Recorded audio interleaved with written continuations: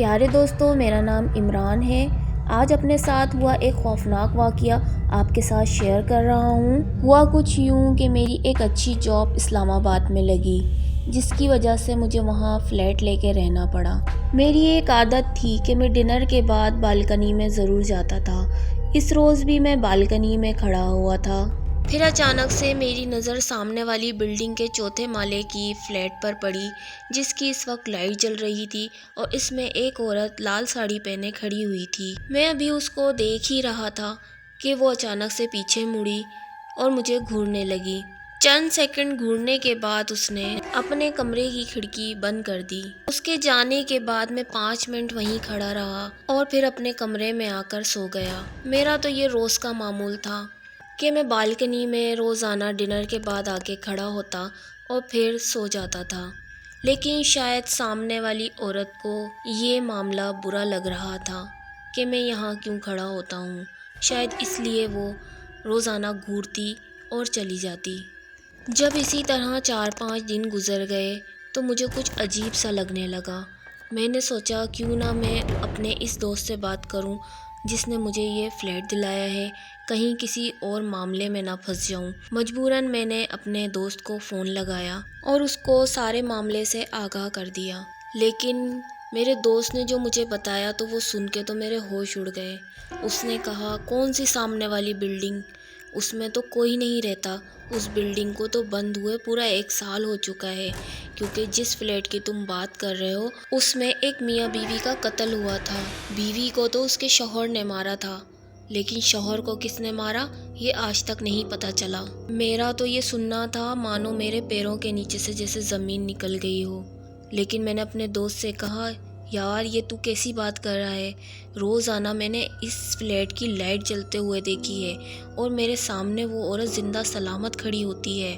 پھر میرے دوست نے کہا، نہیں بھائی ایسا نہیں ہے، بلڈنگ میں اس حادثے کے بعد بھی لوگ رہتے تھے، لیکن روزانہ رات کو عجیب عجیب آوازیں آتی تھیں، کوئی جیسے کسی کو مار رہا ہو، کوئی چیخ رہا ہو اور بہت عجیب بھیانک قسم کی آوازیں۔ اسی لیے لوگوں نے آہستہ آہستہ کر کے فلیٹ خالی کر دیے اور یہ بلڈنگ بند ہو گئی۔ میں نے جلدی سے فون کاٹا کیونکہ اپنے دوست کی باتیں سن کے میرا تو دماغ گھومنے لگ گیا تھا اور میں یہ سوچ رہا تھا کہ اگر اس سامنے والی بلڈنگ میں کوئی نہیں رہتا تو اس فلیٹ کی لائٹ کیسے جل جاتی ہے اور یہ عورت کون ہے؟ یہ سب معلوم کرنے کی میرے اندر جیسے ایک ضد سی ہو گئی ہو۔ میں نے آج پھر ڈنر کے بعد وہاں بالکنی میں کھڑے ہونے کا پروگرام بنایا اور اس سے بات کرنے کا بھی میں نے فیصلہ کر لیا تھا۔ میں ڈنر کے بعد بالکنی میں گیا۔ اکثر یہی ہوتا تھا کہ میں جیسے ہی جاتا تھا وہ عورت آتی تھی۔ آج بھی وہ عورت بالکنی میں آئی اور مجھے گھورنے لگی۔ آج اس نے بلیک رنگ کی ساڑی پہن رکھی تھی۔ میں بھی اس کو دیکھ رہا تھا اور وہ بھی مجھے گھور رہی تھی۔ پھر اچانک سے ایک آدمی آیا، شاید اس کا شوہر ہوگا۔ پھر وہ دونوں آپس میں باتیں کرنے لگے۔ دیکھنے میں ایسا لگ رہا تھا کہ وہ دونوں لڑ رہے ہیں۔ یہ تو نہیں پتہ چل سکا کہ آخر بات کیا تھی، لیکن دیکھنے میں وہ آدمی بہت غصے میں لگ رہا تھا۔ میں ابھی یہ دیکھ ہی رہا تھا کہ اس آدمی نے اچانک سے اس عورت کے 2 تھپڑ لگائے، پھر اس کو بالوں سے پکڑ کے مارنے لگا۔ اوہ خدایا، یہ کیا ہو رہا تھا؟ وہ غصے میں اتنا پاگل ہو رہا تھا کہ اس نے اچانک سے ٹیبل پہ پڑا چاقو اٹھایا اور اس عورت کی طرف بڑھنے لگ گیا۔ اوہ خدایا، میری نظریں یہ سب کیا دیکھ رہی تھیں؟ میرے سامنے آخر یہ کیا ہو رہا تھا؟ میں اپنی آنکھوں پہ یقین نہیں کر پا رہا تھا۔ وہ چاقو لے کے آگے بڑھتا جا رہا تھا اور وہ عورت اس سے التجا کرتی جا رہی تھی۔ اس کی آنکھوں میں ایک خوف بھرا ہوا تھا۔ اس کو اپنے سامنے موت نظر آ رہی تھی، لیکن وہ بیچاری کیا کر سکتی تھی؟ وہ آگے بڑھتا جا رہا تھا۔ یہاں سے میری چیخ نکل گئی، رکو، اس عورت کو نہیں مارو، تم کون ہو، کیوں مار رہے ہو؟ لیکن اس نے میری ایک آواز نہ سنی اور اس عورت پہ وار کر دیا۔ پھر اچانک سے اس فلیٹ کی لائٹیں اور کھڑکی خود بخود بند ہو گئیں۔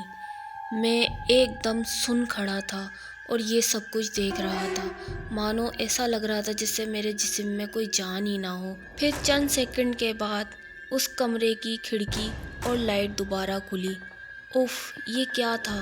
میرا تو دماغ یقین ہی نہیں کر پا رہا تھا کہ یہ میرے سامنے حقیقت ہے یا پھر ایک خواب۔ وہ عورت میرے سامنے بالکل صحیح سلامت کھڑی تھی، لیکن اس کا چہرہ بہت ہی بھیانک تھا، اتنا بھیانک کہ میری روح کانپ گئی، اور اس کے جسم سے جگہ جگہ سے خون ٹپک رہا تھا، اور وہ اپنے شوہر کو لال بھیانک آنکھوں سے گھور رہی تھی۔ پھر وہ اپنے شوہر کے پاس گئی، اس سے چاقو چھینا اور اس کے سینے پہ وار کرتی رہی، جب تک وہ مر نہ گیا۔ اف خدایا، میرے تو ہاتھ پیروں میں خوف کی ایک لہر دوڑ چکی تھی۔